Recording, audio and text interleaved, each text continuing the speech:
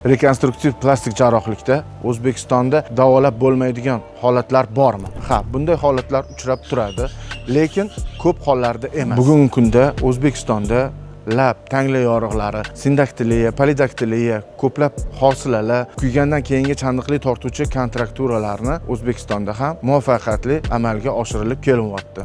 Shunga qaramay, ayrim murakkab holatlar mavjudki, unga yuqori texnologik uskunalar, tor mutaxassislar va yuqori tajribaga ega bo'lgan klinikalar kerak. Bunday vaziyatda xorijdagi markazlarga davolanishga tavsiya etishimiz mumkin. Lekin shunday holatlar bo'lyaptiki, O'zbekistonda davolab bo'ladigan tashxislarni chet el davlatiga borib davolashni rejalashtirishyapti. Aslida esa ko'plab rekonstruktiv operatsiyalar O'zbekistonda ham muvaffaqiyatli amalga oshirilib kelyapti. Bu faqat chet elda qilinadi degan xulosaga kelishga shoshilish kerak emas. Har bir bemorni ko'rib, o'sha paytda qaror qabul qilinishi kerak.